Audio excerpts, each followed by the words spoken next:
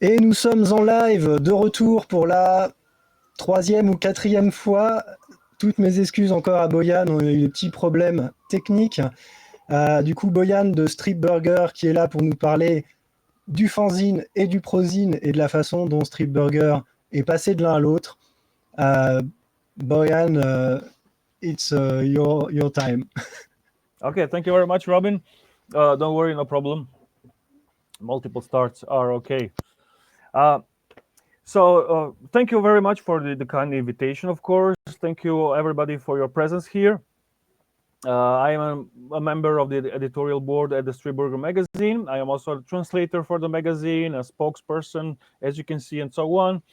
And I will be presenting this strange case of Stripburger, which I titled From Fan-zine to Pro-zine.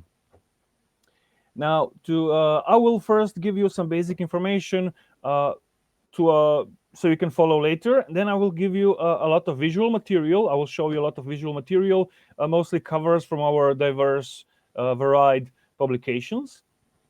So you can see all the different things that we do just to maintain and upkeep the magazine and the comic scene in general here in Slovenia. And then in the end, I will also give you some background and context and some secondary information so you can make more sense out of what you have seen previously. Now, to start, we should first establish some definitions of what is a fanzine and a pro-zine. I'm sure that you're all already familiar with the term fanzine, but what is a pro-zine and where do we come in here? So fanzines are defined as non-professional publications, which means that work is usually done voluntarily. Nobody gets paid here. It's all voluntary work. Something that we do out of passion. And it's a non-official publication, which means that usually it's rarely, or if at all, registered with a central register of media in a country. It is usually made by fans for fans of some particular cultural scene or practice. The 60s, the 70s, and the 80s were full of these fanzines. As you can see here, there are some examples which can be in color or black and white. And usually at that time, they served different purposes. At that time, they were also served to inform people, to give them information about their scene in general. This scene could be a literary scene. These fanzines were also sports fanzines, musical fanzines, activist or political fanzines, and so on. And as you can see, also comics fanzines. However, they all share the same following characteristics. They are usually cheap, very cheap to produce. You need paper, which is usually affordable. You need access, at least, to a Xerox machine. And then you need a stapler to staple them. And that is basically it. And of course, you have to invest time. The quality of content inside varies a lot. It could be great, it could be mediocre, it could be trashy, and that's also perfectly fine because there are fans of all three kinds of content. And last but not least, the contributors to the fanzines are not financially compensated. So this is amateur work, non-professional work. Nobody expects to be paid, and we do this because we like this, because we love this, not because we expect pay. So we're not mercenaries here. We're people from the scene. Now, to move on. By the way, alternative distribution. Distribution channels for fanzines are also alternative, of course, which means that they're not sold in bookshops usually, or they haven't been for a long time. Usually you can buy them at special events revolving around a certain scene. So this means that if you go to a concert, there you usually had the opportunity to buy fanzines about music and also other related zines. So this is alternative distribution. Now, to move on, pro-zine. What's a pro-zine? Absolutely not this. This is a pharmaceutical product, of course. A pro-zine is rare, but usually mostly a logical next evolutionary step from a fanzine. So it's basically a luxury zine. So this means that the mode of production is the same as with fanzines. However, the outcome, the end result, is different. It's usually better. Usually there's a better paper, better print, and so it looks like a professional magazine. Okay, so it's a hybrid, a combination of both, and you can achieve this end result, a professional looking product, but through voluntary work, through the mode of production of fanzines. And we are obviously an example of this. Now, what about us? Where do we come in? Stripburger today is a comics magazine. Okay, now I'm again using a different term. And it's also a publishing house. It grew to be a publishing house. And we specialize in authors' comics, or auteur, compositeur, interprète, which means that the same person, which this means that the writer and the artist of the fanzine or the content are the same person. So this means that the artist that contributes to a fanzine or a magazine is fully free to express his or her artistic vision without compromise. Okay, so this is like a total artistic work. These comics that we publish are mostly alternative comics. They come from the underground, from the margins of cultural production. They are non-commercial comics. They're not viable to sell in a commercial way. And so this is the kind of comics that you usually find in specialized comic shops, in art bookshops, and in independent publishers' fairs. So not in a kiosk or a big bookstore. Okay. Now, I will be talking also now about a little about the historical development of the magazine, how this came to be. We start in 1993 with a collective which is called Stripburger, which was a collective of people, young people, who came together to work together in different kinds of art, in different media. There were photographers. There were people who were experimented with video. They were doing graffiti. They were doing comics, and they were doing music as well. So this Stripburger collective also they had their own band, musical band, and so on. So this was a very versatile collective. Core means that this collective stems from the hardcore punk scene. So we employ this hardcore punk DIY approach and values.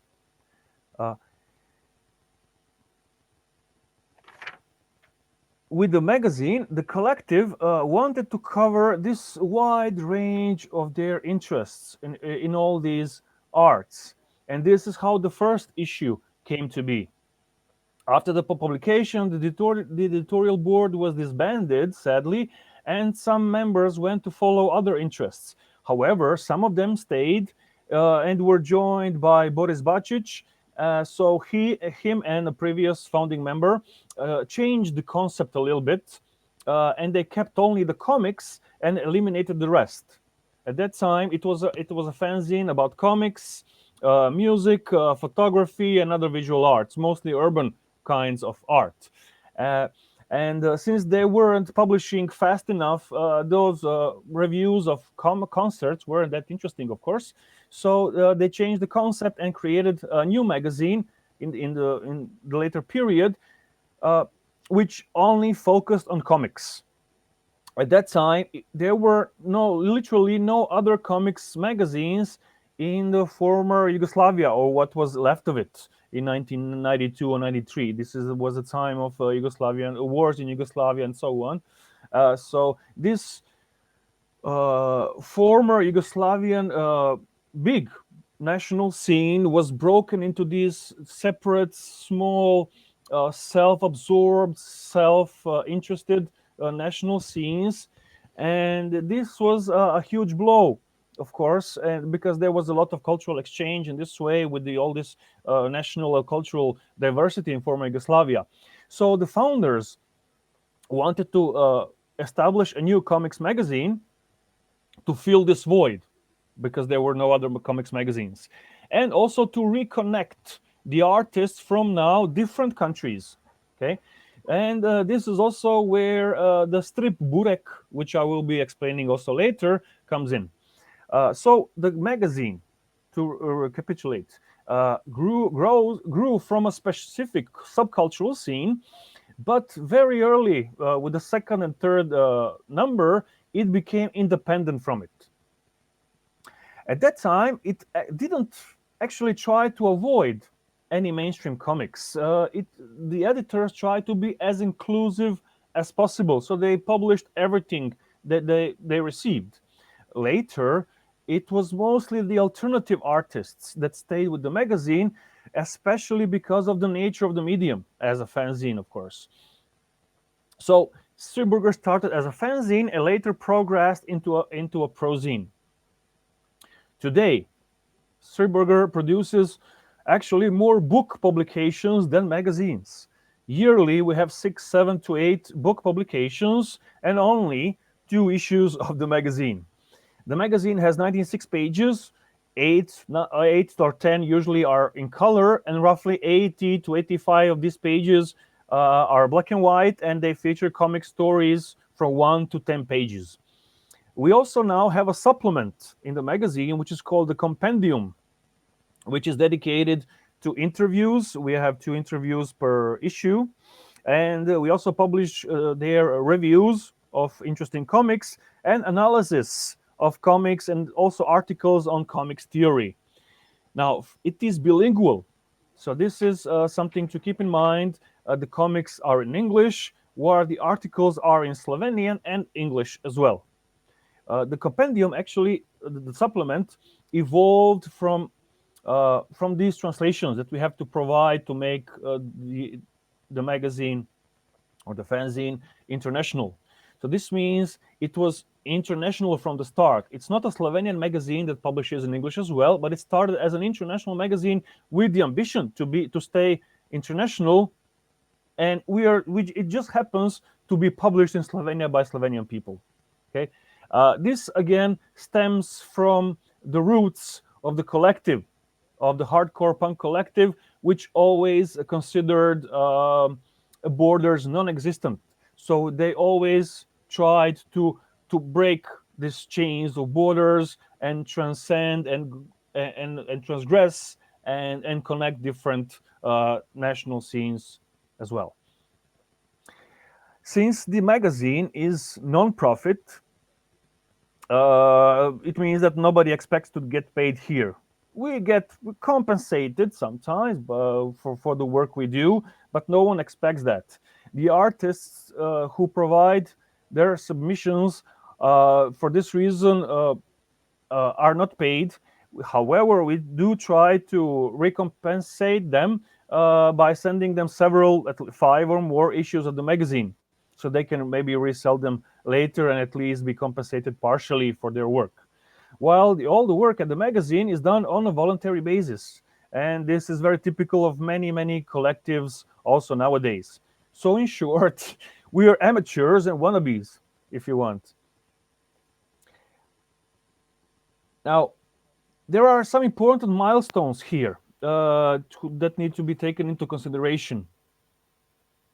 The first one was the arrival of the Soros Open Society Foundations to Slovenia. At that time, Slovenia was a country in transition from the socialist system previously to this new capitalist system. And this meant that a lot of civil sphere of general production or thought was inexistent. All the institutions and the agencies were state established and state funded. So there was a lot of need to help this civil sphere, which means mostly non-governmental organizations or NGOs, to grow. So this Soros Open Society Foundations, they came to Slovenia, and they funded a lot of projects which try to strengthen this civil sphere against the state institutions. So this foundation established a DTP lab in Slovenia, DTP standing for desktop publishing, where editors of different NGOs could make the layouts for their magazines and publications by themselves, and also to scan them, to assemble them, to design them. Because at that time, this was a very costly operation.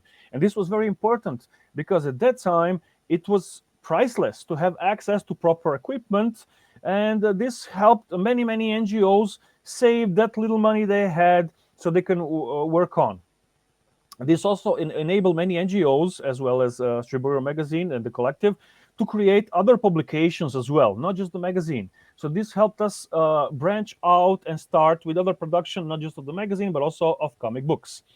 The Soros Foundation also co-financed some special projects, and these were mostly socially responsible, to raise social awareness of some sorts of topics. And this pushed the collective to create themed publications which revolved on a certain topic. And so this is how they created the Antifa calendar, the Echo Burger, the Handy Burger, a set of human rights postcards, and so on. I will be talking about this also later. Once this Soros Foundation left Slovenia, it was only there for a limited time. The collective, I wasn't there at that time. This is why I refer to the collective as them. I only came later, so I don't want to take credit for that. I try to stay humble here.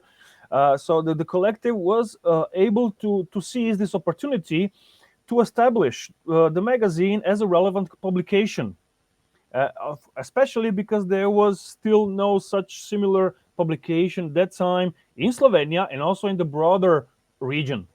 So thanks to this, and also a lot of public pressure, lobbying, the lawmakers and the decision makers, they were able to secure some co-funding from the Ministry of Culture here. So we switched horses in this way. From the Soros Foundation, we switched to the Ministry of Culture. And without this kind of financial support, only by selling magazines, they would never be able to rise above a certain level. And for example, to print the magazine, the sales money could only cover other minor production costs, and the magazine would not be able to raise the aesthetic and production standard. So this was also an important thing. It's not the one before last. Another important milestone were the special issues of the magazine that I was mentioning earlier. The XXX Burger, obviously about sexuality, was a very popular comics anthology, and it was sold out very quickly. And then there was a Stripburger, which was also quite famous in Europe and in USA, and it was kind of a revelation at that time. The Western Europe knew nothing about the cultural production in the Eastern and Southeastern Europe. So this was a window to a completely different exotic world. So you can imagine how much attention we gained with some of publications focused on this. So, for example, the Stripburger published comics by Spend Bengu, an Albanian artist. And this was even before the Albanian language had a special word for comics. Okay, so this artist was before his time, and we helped him gain some attention through the publication thanks to this. A similar story was also with Igor Baranko, a Ukrainian comics artist, now quite successful in the US. He was a very lonely comics artist, and he was very pleased that we actually discovered him.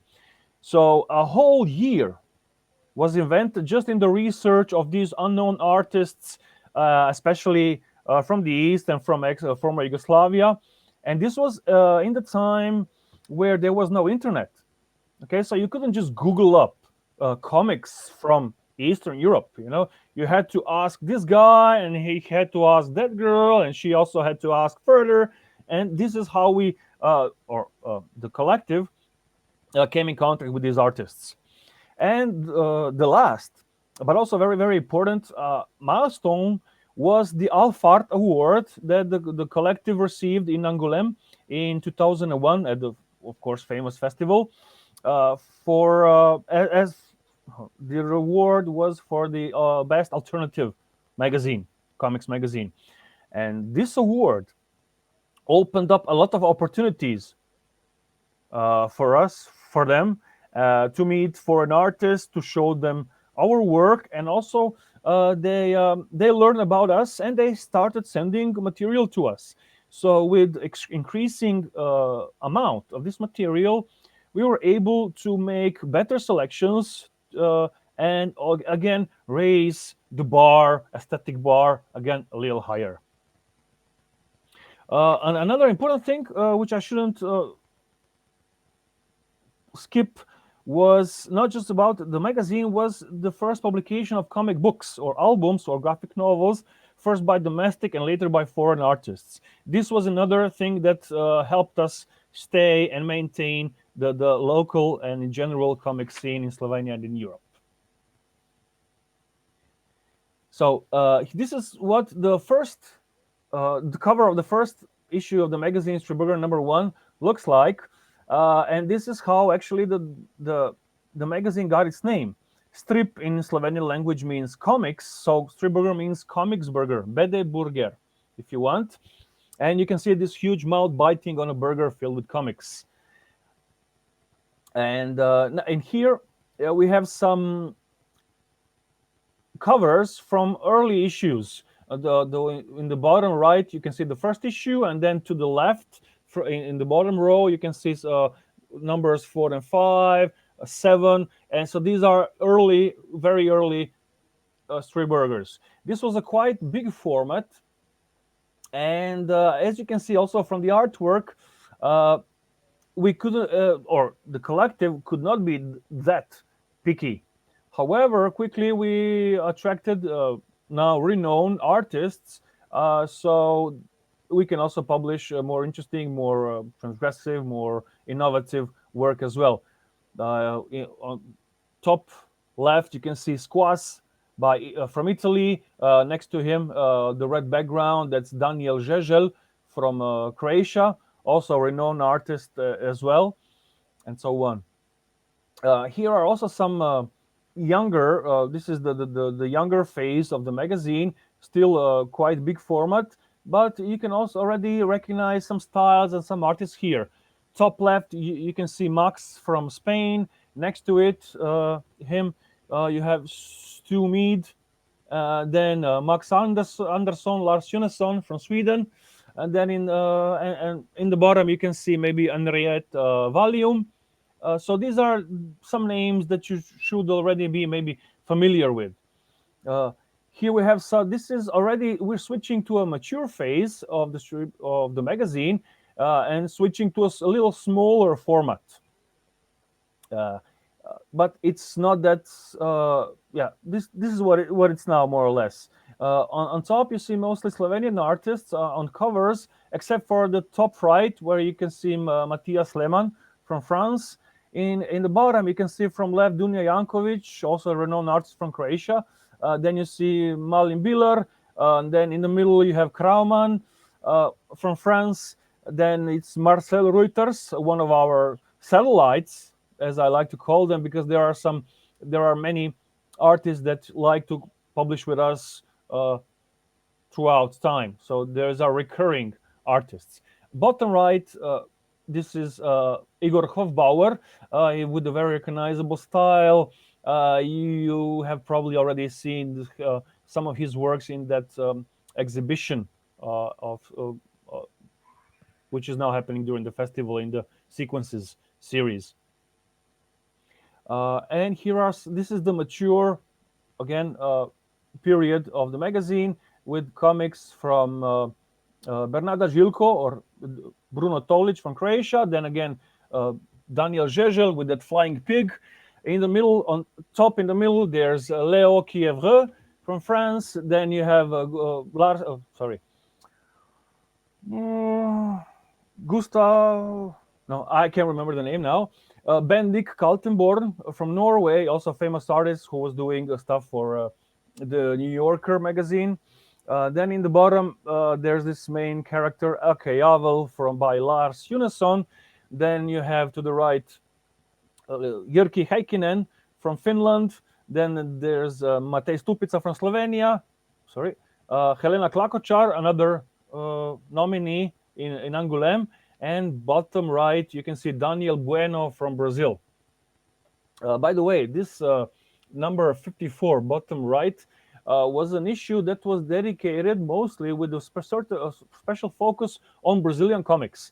So sometimes when we establish contacts with an artist who has a good overview of a national scene, then we try to make a national focus. So this issue here concentrated on Brazilian comics, and we had a lot of interesting submissions in this issue as well. And this is the most mature phase of the magazine, with covers by Brecht Vanderbroek at top left, then Blex Bolex, Martin Lopez Lam from Peru. Top right is Caroline Souris from Marseille. Then in the bottom from left, you have Attack from Germany. Then it's Samperman. You should already be familiar with the guy. Then there's Olivier Schrauwen from Belgium, another interesting artist, and Sara Mazzetti from Italy. So this number 75, bottom right, was also dedicated to Italian comics. And finally here, you can see a typical, more or less typical selection of comics that we publish in the magazine. Most of them are black and white. It's not very obvious here. So we prefer black and white comics. And those that deserve to be published in color are also published in color in those limited pages. So here you have, Olian Lassou in top left. Then you have Adrian Astorgano from South America. I'm not sure where exactly. Then Homage is by Gaspar Rus, a Slovenian artist. Then you have Samperman and Leo Kievreux again. In the bottom, Dunja Jankovic, a very experimental stuff again. Then Stipan Tadic, a Croatian artist, a more conventional comic again. Next, the one in color called Trumped was by Peter Cooper, a big shot. He also likes to send comics to us to publish them. You probably know Peter Cooper from his solo works like Oaxaca and Ruins, and he was also doing the Spy versus Spy comic, which was regularly published in the Mad magazine. Okay, so if you don't know about Mad magazine, they stopped publishing sadly, but make sure you check that out. So Peter Cooper is a really, really big shot that we're also always very happy to have him published here. And the last one in the bottom on the right is Javier Treviño Murillo from Spain, again with a very graphic style. So this is the diversity of comics that we like. It's not just color. We prefer black and white. We love experimental stuff, transgressive stuff. So all kinds of comics can be published with our magazine. Now, this is the Stripburger number 1 and 2 that I was mentioning earlier, and this is what also made us quite famous in a way. These two publications. The first one was more like a magazine, and the second one was already a book anthology of comics from the former Eastern Bloc countries.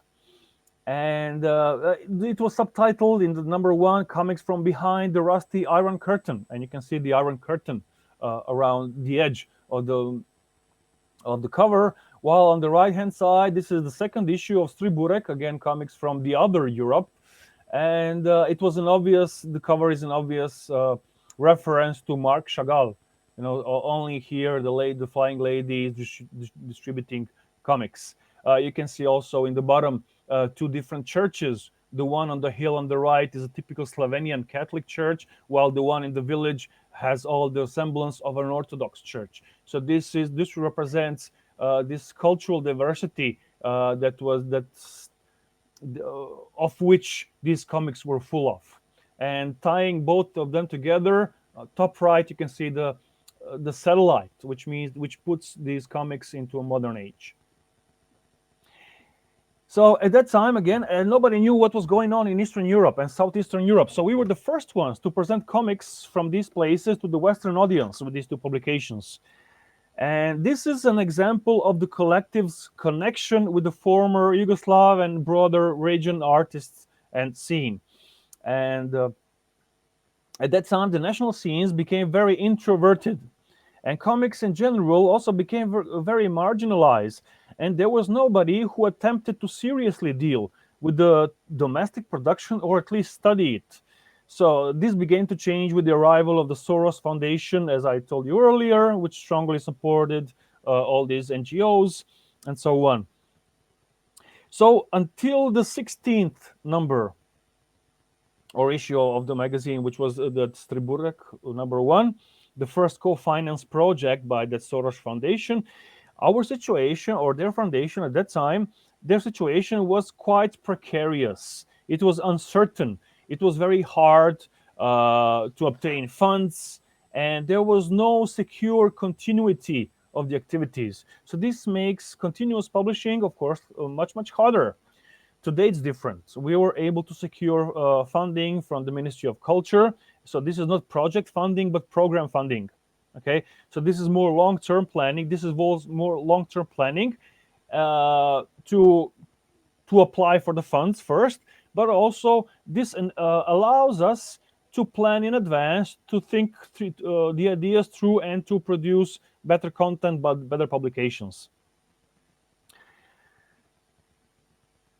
Moving on, these are some examples of these comics anthologies, which were published in the book format, which were addressing certain social issues and topics. Okay, so this was motivated, of course, by the social awareness of the members of the collective, and also incentivized by that open society funding. So this is how and why they were able to start publishing these comics anthologies in the book format. They counted as like special double issues of the magazine. And we covered issues that were we felt important. So on the left-hand side, you can see Handy Burger about handicap. In the middle, there's XXX Burger about sexuality, Mad Burger about madness. Then here on this frame, you can see on top left, Work Burger, our most recent publication from this series, which covered comics about on all the contemporary meanings of work. So we wanted to explore what work meant in the 21st century.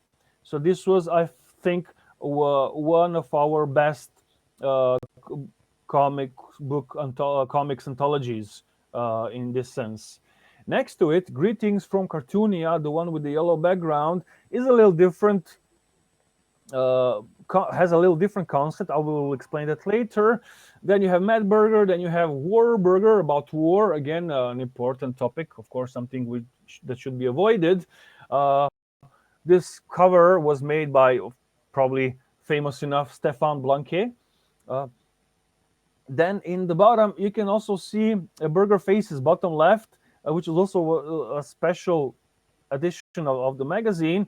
And this cover was made by the group Le Dernier Cri from Marseille. And this cover specifically was drawn by Paquito Bolino, with whom you're probably already familiar with.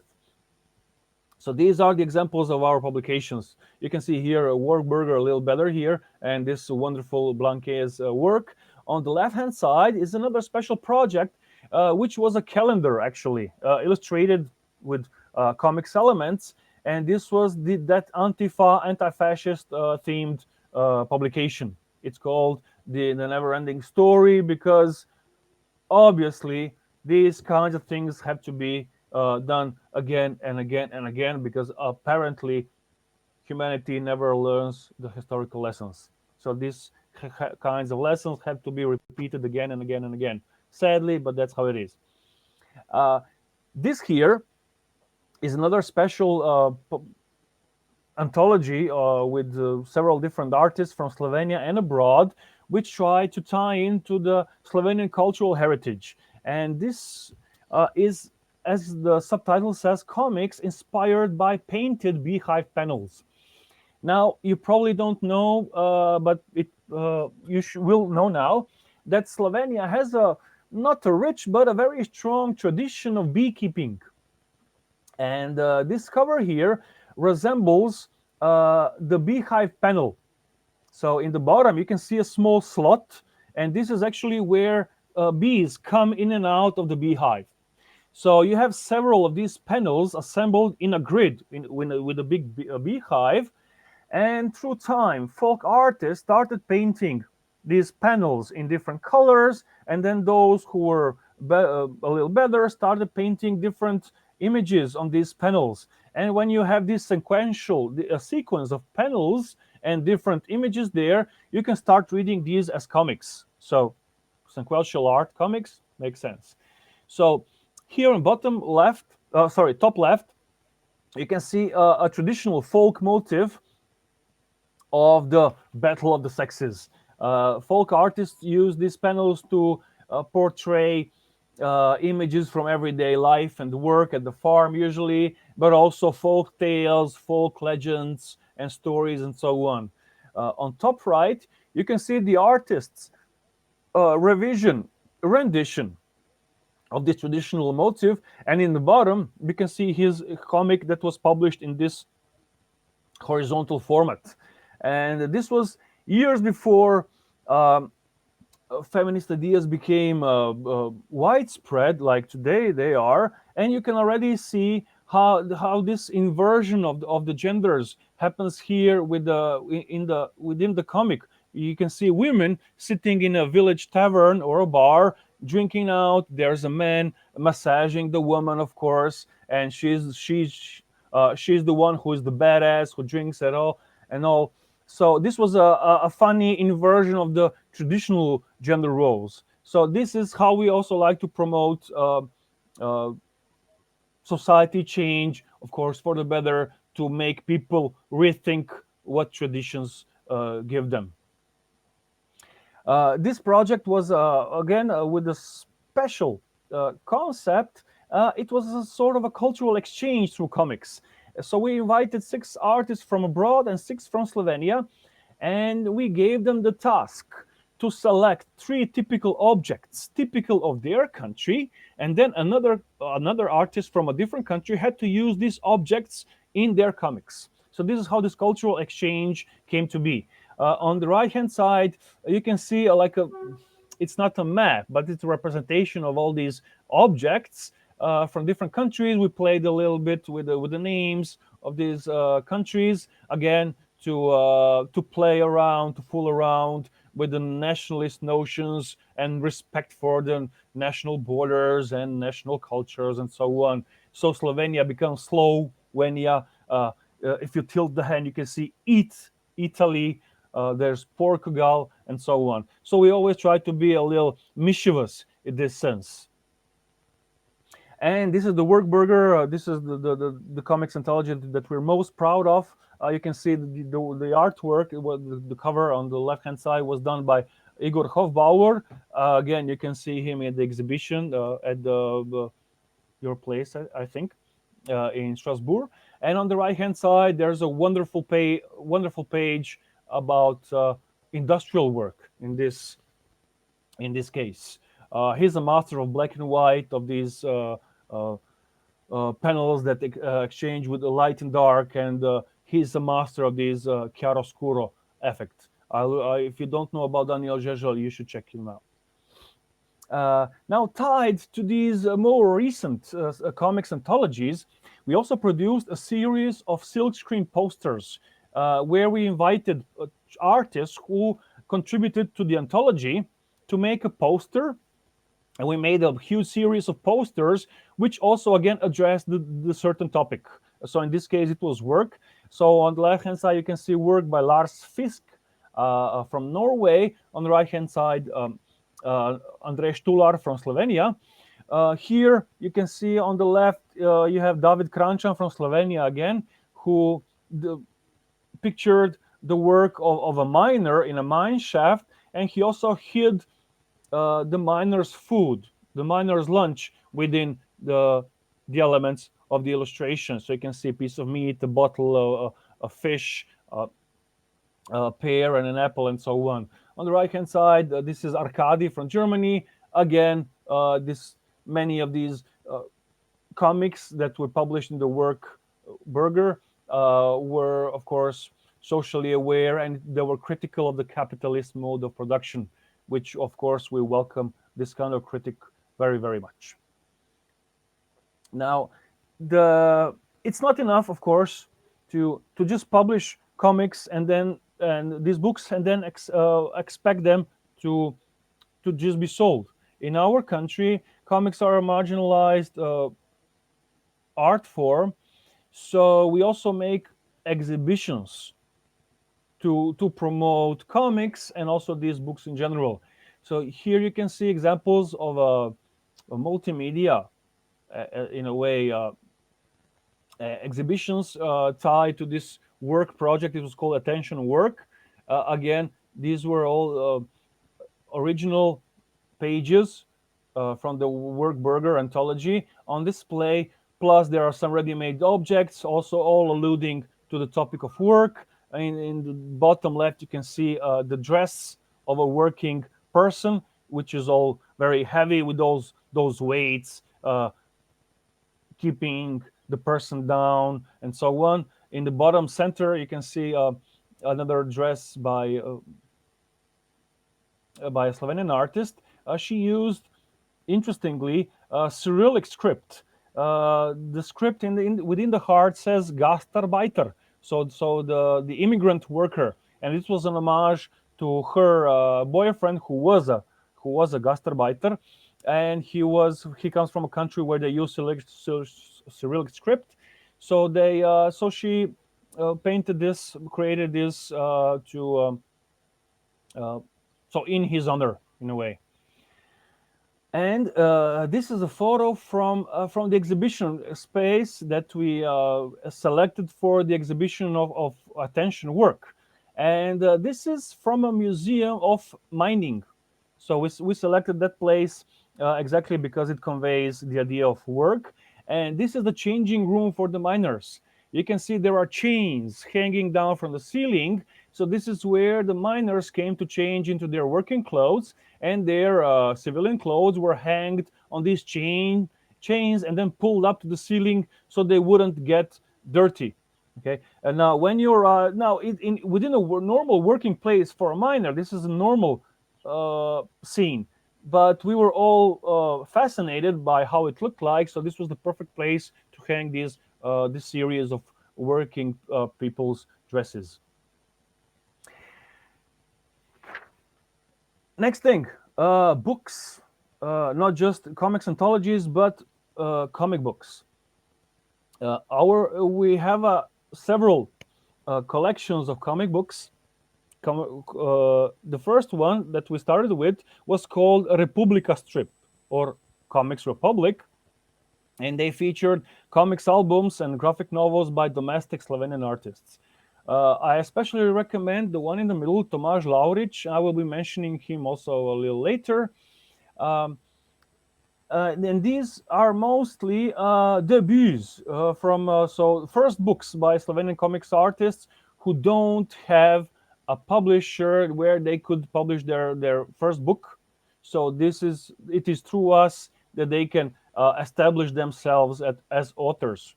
Okay, so this is a very important for young artists to have a breakthrough, to have their work published somewhere, and then gain attention. Tomáš Laurič, this is his another book.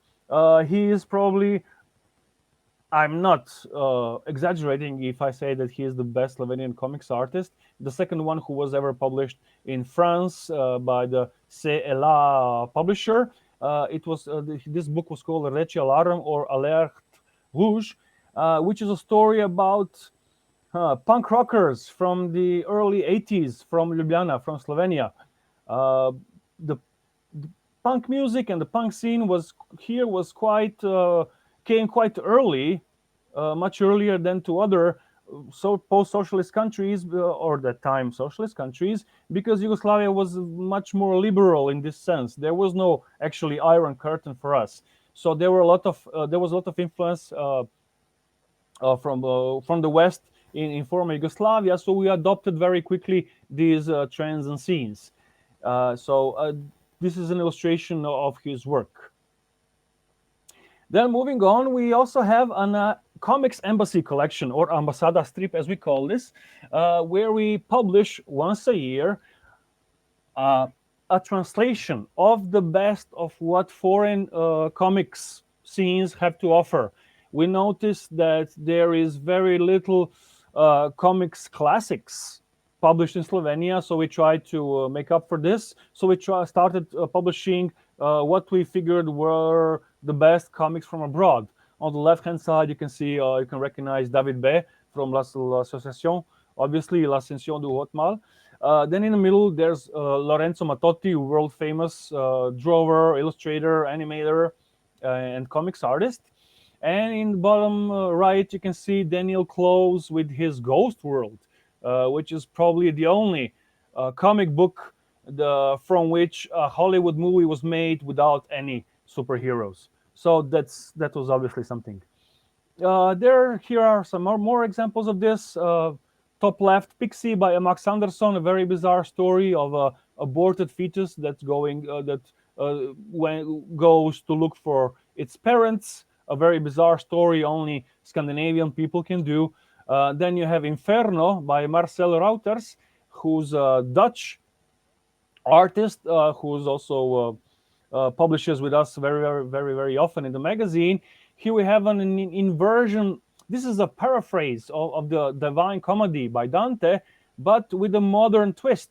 You don't have two guys walking through hell, but this is a nun and another woman walking through hell, and this of course brings different meanings to the work at hand in this his typical neo-Gothic style that he perfected through the years.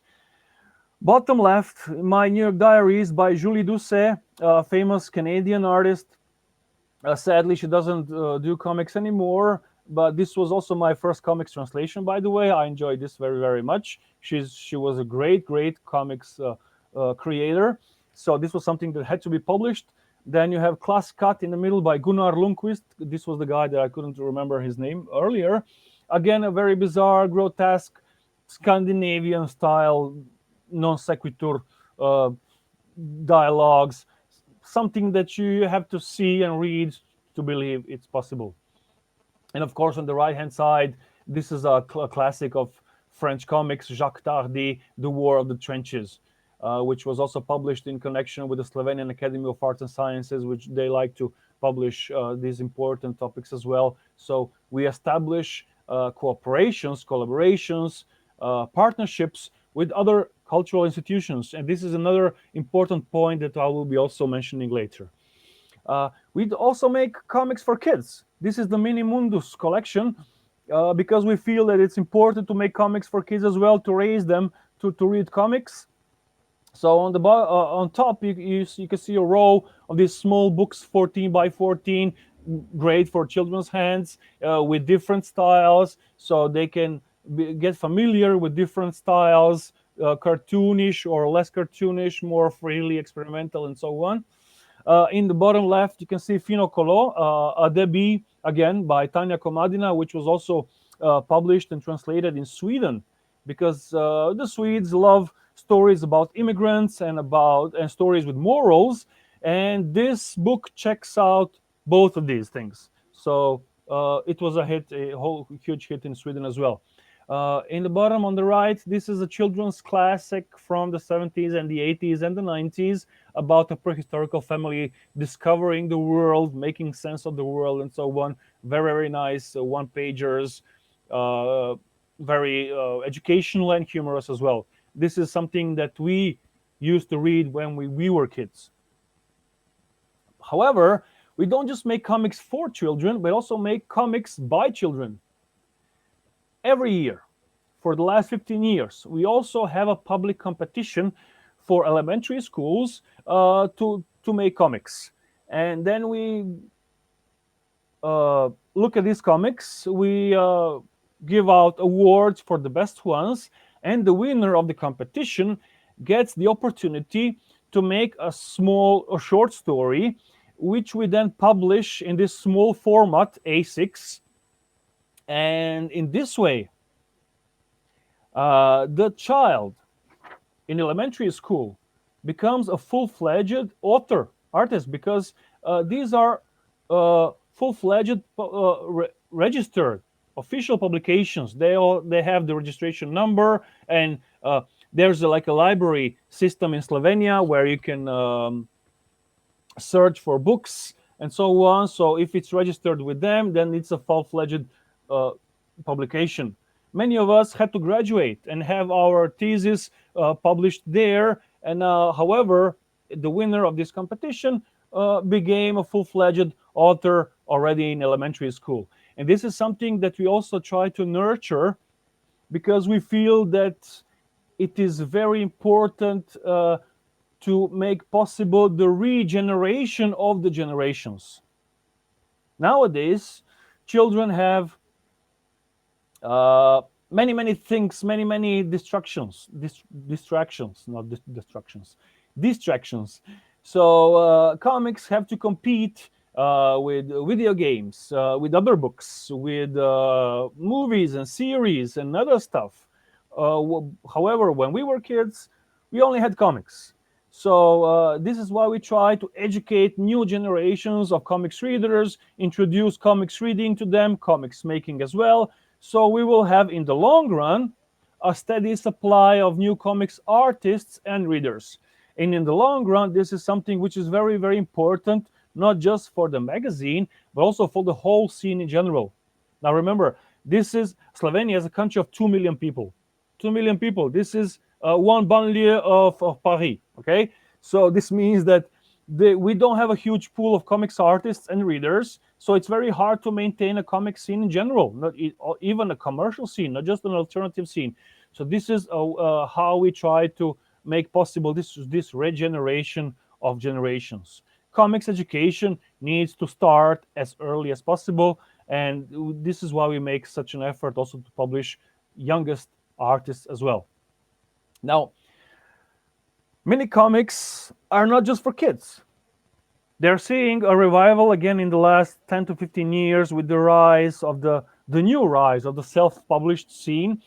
And so we helped in co-creating this trend with 2 collections of mini comics by several artists. And these were published as a box set. So there were several artists, and their mini comics were published in a book. In a box, separately in a box, which came as a collection, a complete collection. On the left-hand side, mostly Slovenian artists, with a few of them from Serbia, and again you have Paquito Bolino himself from Marseille. This was in 2000. Okay, 2000. Furthermore, our self-appointed responsibility in maintaining the comic scene extends to organizing comprehensive and retrospective comics exhibitions of past 10 years of comics, Slovenian comics. We had 2 so far, and we're working on the 3rd. And this is another very important thing with which we burden ourselves. Every 10 years, we try to look back on this domestic production, assess it, evaluate it, and try to think of new ways and new directions into which Slovenian comics productions can evolve and become better and better. Also, this serves to inform the broader audience who is not familiar with comics in general. People don't even know how to read comics, okay? Which is something which is very normal for us, isn't that obvious to other people. So this is how we try to inform the broader audience about diversity and the huge number of comics artists that are not present in the collective imaginarium of normal people. So this is how we try to maintain the comic scene in general. So as you can see, our work is not just about the magazine, but also about the comic scene in general. We feel we are an important part of the scene, and an important part of the scene has the responsibility towards others to maintain the scene, of course. Okay. Further on, we also make exhibitions of comics by foreign artists as well, not just domestic artists. In this slide, you can see a photo of an exhibition by MS Bastian and Isabel L, which you are also probably familiar with. This was called the Bastocalypse, a very interesting, continuous, very long work. Then in the next slide, these are again exhibitions with some ready-made objects as well and some other related art.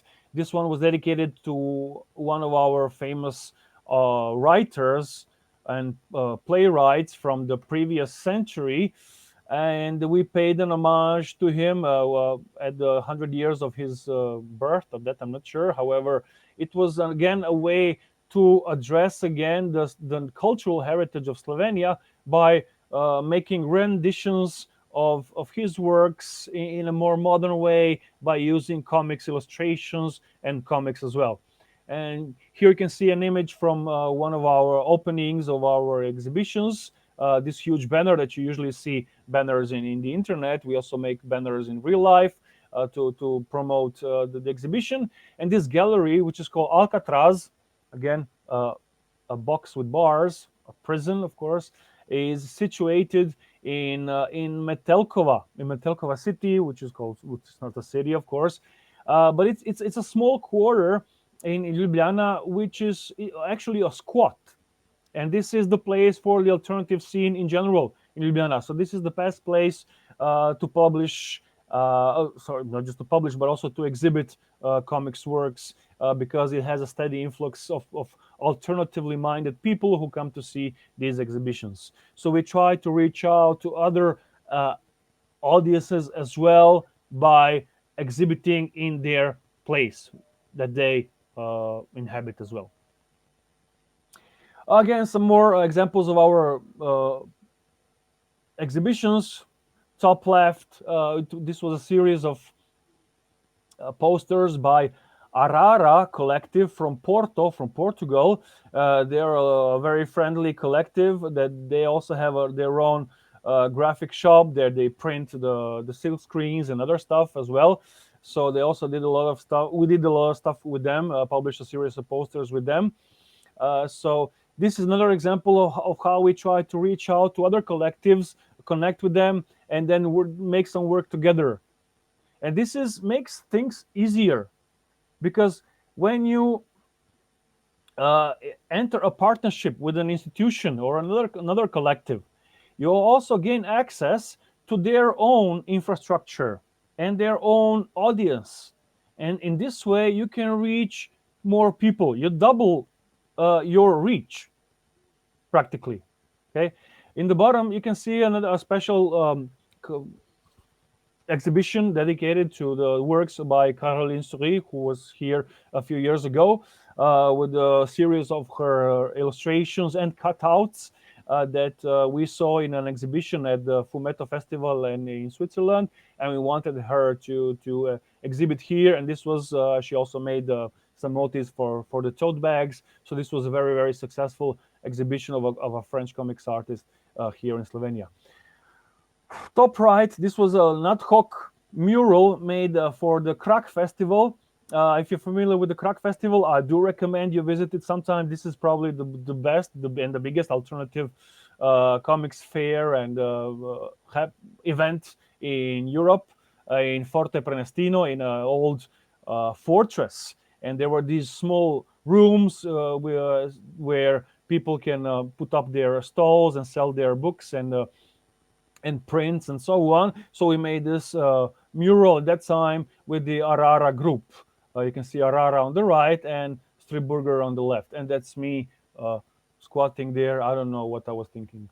Don't ask. Further on, other activities involve workshops. Of course, it's not enough to just make a competition for kids or for other people. You also need to teach them practical ways how to make comics and also related arts. So this was an example of a quite successful mask making workshop we did with the Arara collective. On the left hand side, the guy with the beard is Miguel from Arara, a very friendly and nice guy. We met several times, and this was a huge success. And these are the results of the workshop. So you can see all these kitschy colors and very into your face masks that also appeal to certain fragments or parts of our edition as well. And thinking now, looking back, the choice of masks was quite visionary. Now we all have to wear masks, and some people like to be special by having special masks, special designs on the masks, and so on. So this was, in a way, visionary. It also ties in to a Slovenian folk tradition of mask making for the carnival, where we have a special folklore character of the kurent, which is like a pagan, old mythological creature, pagan from pagan times. It was a monster, a beast that was invited to the land because he was the one who scared away the demons of winter and introduced spring back to the country. So this was, in a way, a reference again to the cultural heritage of Slovenia. So this is also another idea how you can, maybe if you're out of ideas or inspiration, this is also how you can also make create new ideas. Making new ideas, coming up with new ideas is a special skill that can be learned. Okay, you don't have to rely on inspiration only. Okay, so this is something that you can also do. Now, we're not concluding yet. I also included this. This was the first visit card of our magazine. We tried to position ourselves as the eye-biting and comic zine or anthology zine. So this is how we promoted ourselves with this kind of art. And you can see this is again looks very 70s, 80s photocopied style fanzine art. And these are our roots, and this is what we stick to. Although we also like to publish new experimental, fresh, more contemporary stuff as well. Okay, so don't be misguided by this.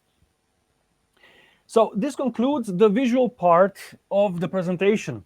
I also have a few information for you about the general concept and the background of the magazine and how it fits with the broader comic scene. So the comics magazine, when it was established, it was meant to be an international comics magazine. As I said earlier, it was very inclusive at first. Later, we became quite selective when there was more to select from. And at the beginning, there was no way even to pay for translators and proofreading. So the editors employed this, the very typical of them, this Tarzan English or Balkan English vernacular, which was kind of funny at that time. Nowadays, when we raised the bar, the standards, now we can pay for some proofreaders. But at that time, there weren't enough resources to proofread and spell check all the material. The editors were interested in the international environment, wanted to collaborate with foreign artists as well to help the exchange of ideas.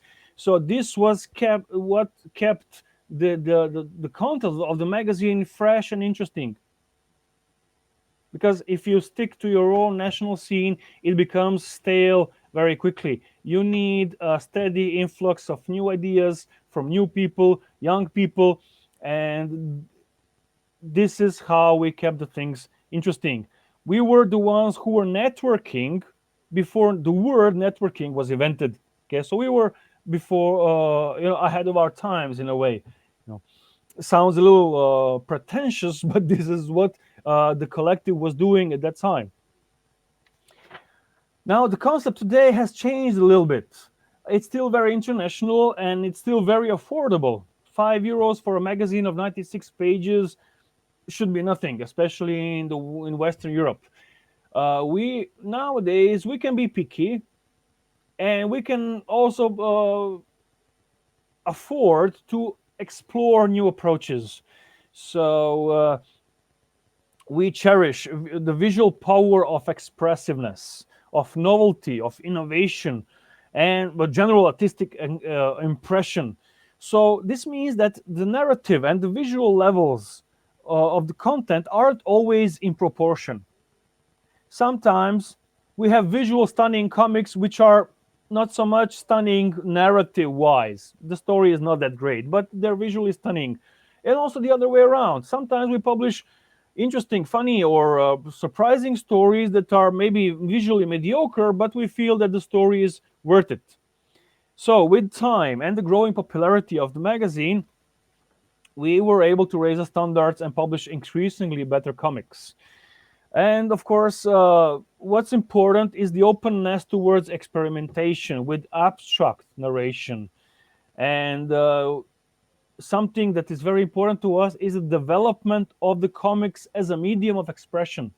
So this is why we also cherish experimentation, new ways of making comics, experiments in that, and so on. And of course, now with better funding, we also have cookies. So welcome everybody to the dark side. Other activities you've seen earlier in my photo visual examples, what we do to maintain the scene. There are exhibitions, there are comics workshops. We have a very successful comic showing contest for elementary school children, and there are panels, there are discussions, there are presentations. In the last few years, we also we are an important partner for the Tinta International Comics Festival in Slovenia. For a very long time, there was no comics festivals here, and there were comics festivals popping up everywhere in smaller towns all around Europe, but not here. Only lately we were able to make some a series of events, which with the comics fair and exhibitions and discussions and so on to present new artists. So now we have a comics festival as well. Welcome anytime. It's usually in the first weeks of October.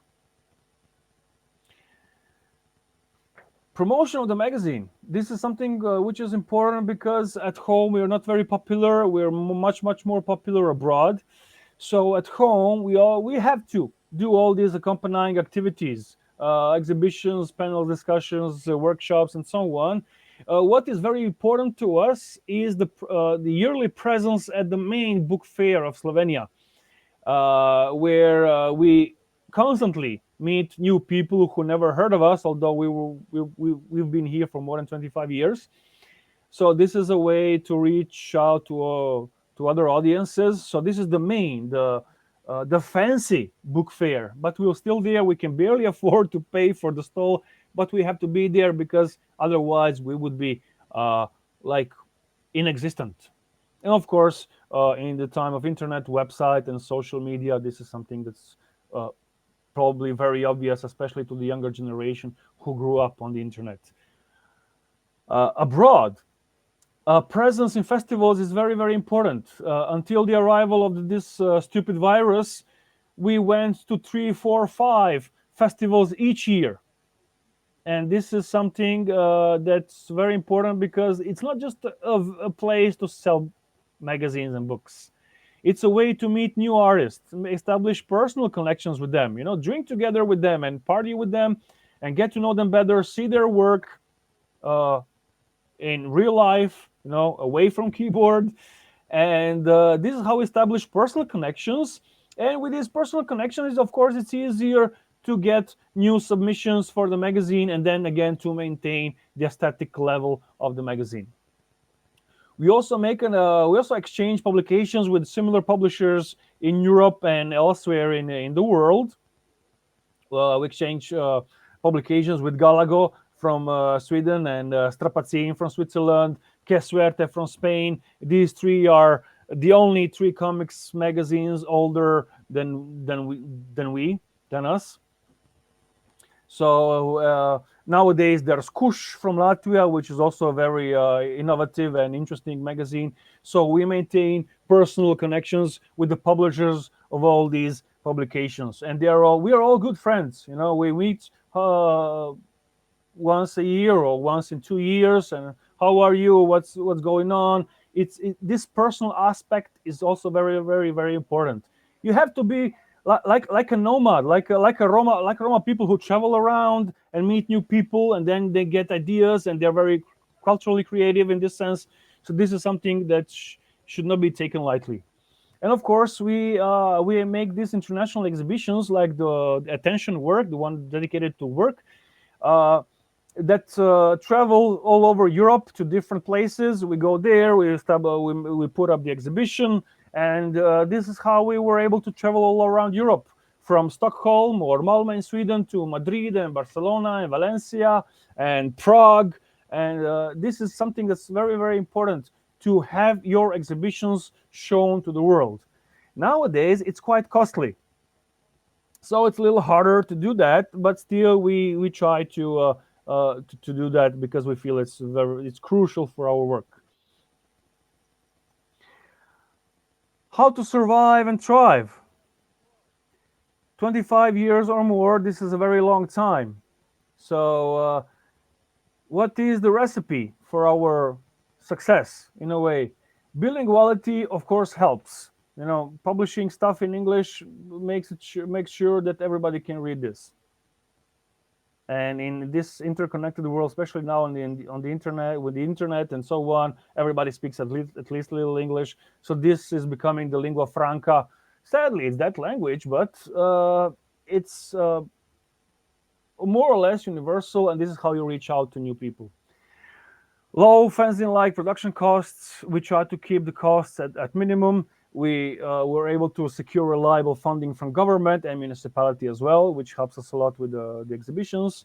There's a strict quality-based content selection, which is crucial, of course, for the aesthetic standard of the magazine, and also again and again and again, orientation into the international scene. Whenever you become self-sufficient, your local scene becomes boring and stale. You have to look further always, and this is something that is very, very important. Again, how many times did I use the word important? Too many times, probably. Now, what's our biggest challenge? There are many challenges, but the biggest one is distribution. A few years ago, famous and very innovative and very interesting comics collective from Finland, they were called Kuti Kuti. They announced that they were closing shop. They were very much like us. The majority of their sales were made abroad, and they could not afford the postage fees, which rose in the last 10 years very, very much. And they had to close shop simply. So this is something we're struggling with, and we try to compensate this by establishing connections with local art shops or comic book shops and so on. Wherever we go abroad to a festival, we try to research the local scene. We bring some examples of the magazines to the local comics book shops and art book shops, and we try to establish some distribution channels with them. They take a few of our publications that they try to sell them, and this is also how we reach out to new audiences. So, to make a recapitulation of the Pro-zine and Fan-zine's definitions and concepts. On the left-hand side, you can see what is pro or professional. So this means technical execution is usually much better than with fanzines, which is not necessarily better, but this is how you reach out to people, of course. Offset print is, well, offset. Now we are witnessing the revival of maybe some old school or like more basic printing techniques like silkscreen and risograph and all, and that's wonderful. However, if to print in a big batches, our print runs are like 500, maybe 600, not more. You need decent technical execution. Then you need continuity and reliability. Then you need linguistic adequacy, which means proofreading, good writing, and so on, which is something that I am here for, to take care of translations and proofreading. So I am the designated guy for that. And also, we are picky about the content. Now we can afford to be picky. So there's always high quality content and also diverse content. On the right hand side, we are still very zine or fan-zine, which means there's still passion for the medium. We are willing to do this for free, and we do this for free very, very, very often, 90% of the time. And there's the attitude toward the material, toward the content, and towards the scene. That's a typo. I'm sorry about that. So this means that we are always socially aware and conscious, and we try to address social topics, what's important in the current political, social climate, and so on, which is something that fanzines were always very much about. There's a DIY approach, so do it yourself. Don't wait for the others. There's very little separation of labor here. With small collectives, you already know that you have to do it all yourself. So this is probably not something that I can preach to you. You already do this, but this is something that's very fanzine, of course. And again, a very low production costs. So what's the recipe for our resilience here in the scene? First thing, it's patience. With 25 years and more of production, you obviously have to have patience. And we had patience. As the cliches go, Rome wasn't built in a day. Good things come to those who wait. So this is what you need to have plenty of: patience.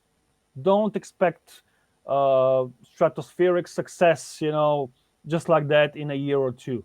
Patience is key. Nowadays, in the more internet connected world, it's probably a little quicker, but still you need to have patience. Okay, don't be discouraged by your success taking a long time. Okay, then there's willingness to adapt and to learn.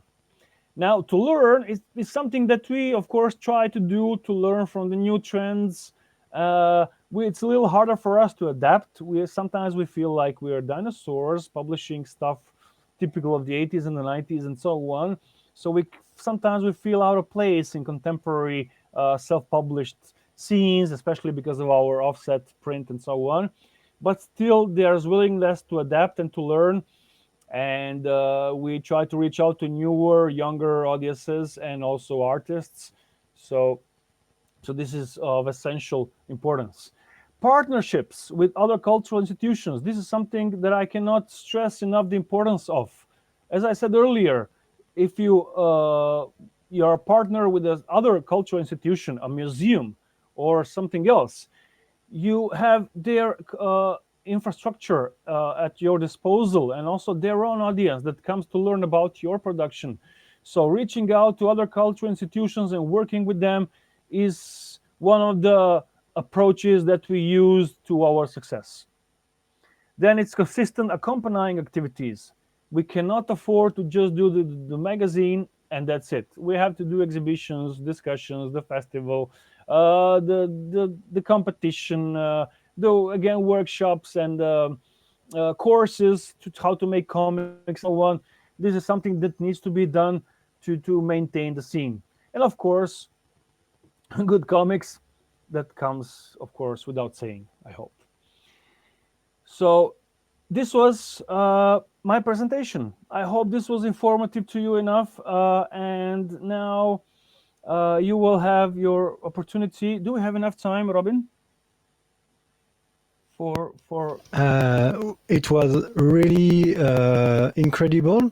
I think I can say thanks to you on behalf of all the chat for your work and for being here to talk about it. I don't know if we have really time for question because we move all the schedule from 30 minutes. We have in chat the next people who will stream, and they are more than happy and say no problem for them. So thank you again, Boyan. Maybe all I see in the chat is thanks you. So okay, that's nice. I guess So I also have to mega thank you. interesting presentation from Tony Concrete. Well, thank you very much. I also have to thank you, of course, for the invitation and everybody of you for your presence here, for your interest. We're more than happy to present our case. Feel free to write us, to contact us. You can find our website, stripburger.org. Feel free to send your submissions as well. If you have questions, if you have any other anything else you want from us, we are here. We're happy to be in touch with all people who love BD, who love comics. We share the same passion, so feel free to reach out to us, to write us. We are all for you here. Okay. Thank you again for your attention. Fantastic. Thank you also. And I think now we can stop the stream. Bye bye. Bye bye.